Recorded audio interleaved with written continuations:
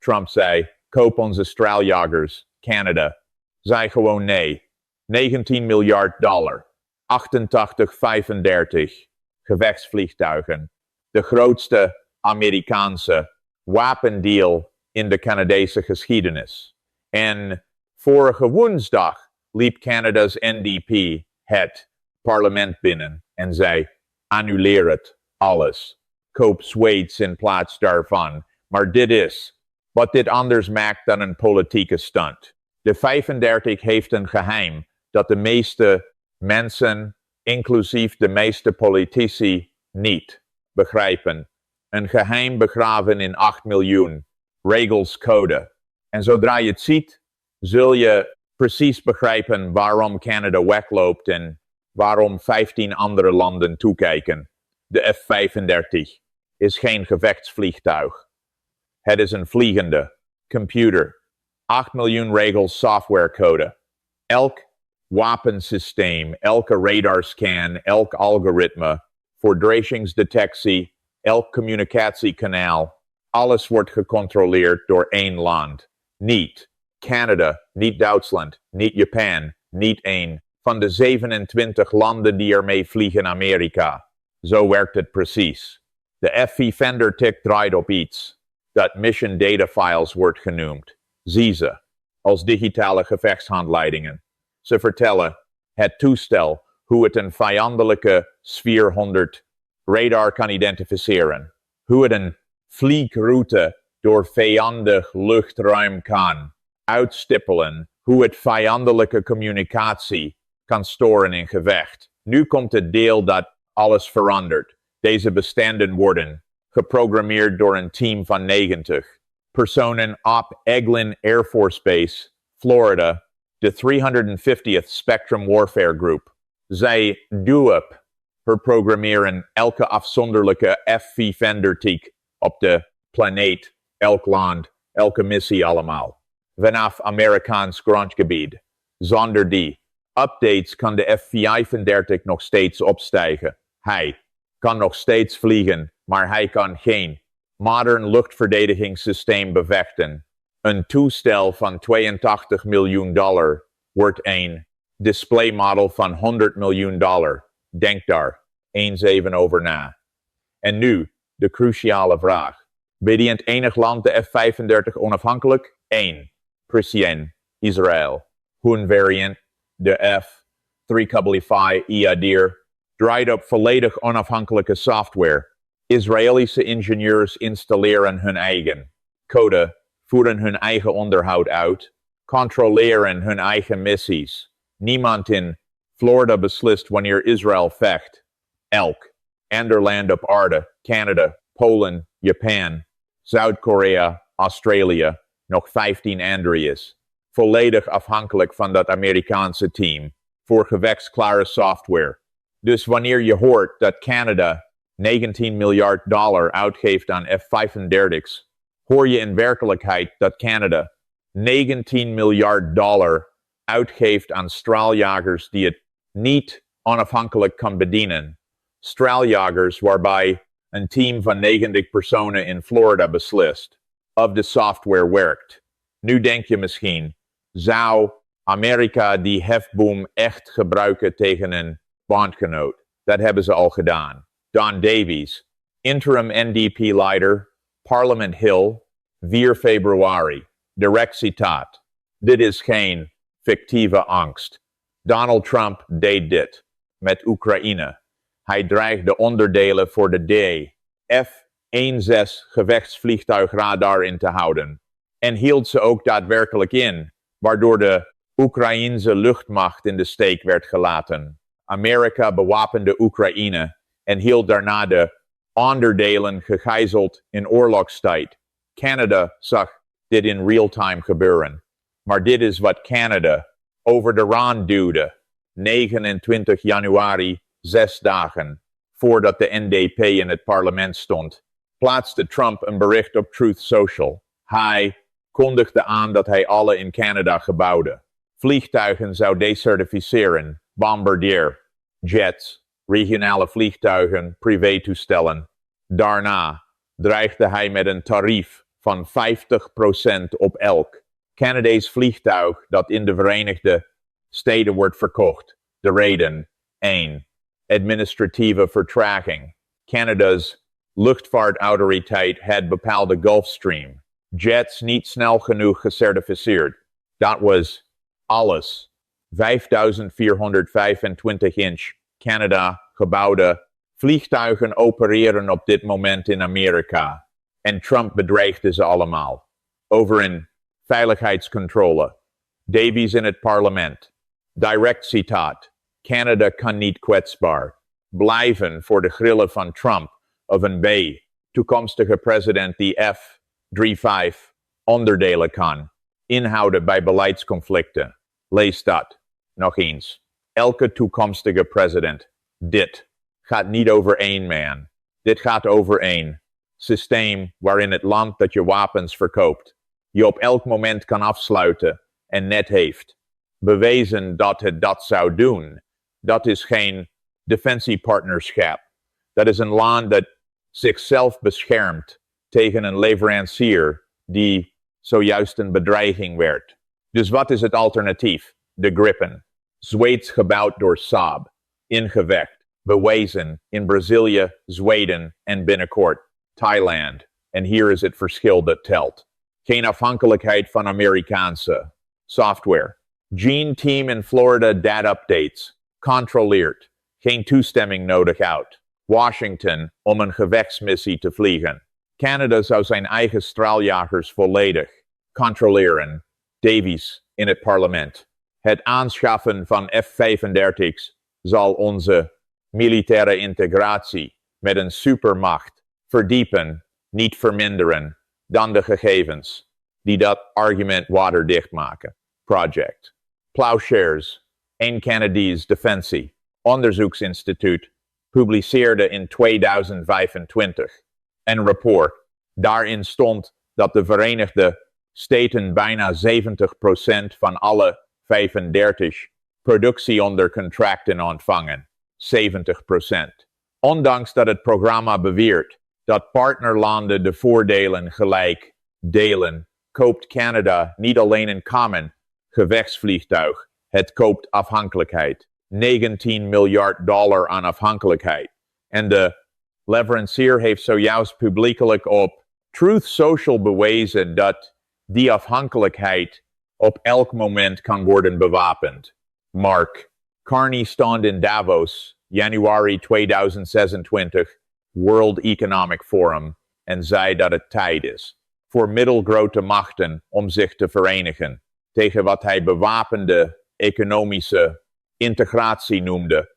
Dat is geen protest, dat is een strategie. En de annulering van de Discomar 35 is de eerste echte test. Maar Canada staat niet alleen. En hier wordt het gevaarlijk. Duitsland, de grootste Europese economie van de NAVO en bondgenoot die derde jaar lang Amerikaanse troepen heeft gehuisvest. Duitsland bestelde 35 F-35's, €8,3 miljard. Eerste levering volgend jaar. Wolfgang Ischinger, voormalig hoofd van de Munich Security Conference. Duitslands voormalige ambassadeur in Washington, een van de best verbonden diplomaten in de Duits-Amerikaanse betrekkingen. Hij vertelde Bild, Duitslands grootste krant, direct citaat, als wij zouden moeten vrezen dat de VS toekomstige Duitse F-35's zou behandelen zoals ze Oekraïne nu behandelen, dan kan contractannulering worden overwogen. Laat dat binnenkomen. Contractannulering. €8 miljard. Van een man die zijn hele carrière besteedde aan het opbouwen van de beach. Duits-Amerikaanse alliantie doet nu de berekening. Lockheed Martin projecteert 650 F-35's operationeel in Europa tegen 2035. Honderden miljarden aan inkomsten, reserveonderdelen, trainingsprogramma's, onderhoudscontracten, strategische invloed die 80 jaar kosten om op te bouwen. SIPRI, het Stockholm International Peace Research Institute, stelde vast dat 55% van alle Europese wapenimporten nu uit de Verenigde Staten komt, tegenover 35% slechts 5 jaar eerder. Decennia lang kochten bondgenoten Amerikaans, omdat Amerika betrouwbaar was, voorspelbaar, een partner waarop je 30 jaar lang kon rekenen voor reserveonderdelen, zonder je zorgen te maken over politieke voorwaarden. Dat is wat veranderde.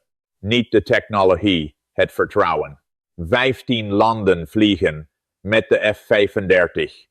15 landen zagen zojuist hoe Amerika Canada bedreigde met vliegtuigtarieven. Zagen hoe Amerika onderdelen inhield voor Oekraïne. Zagen hoe een Amerikaanse president sprak over het annexeren van de buur waarmee hij een radarsysteem deelt. Als Canada annuleert, krijgt Duitsland politieke dekking. Als Duitsland annuleert, kijkt Italië. Polen kijkt.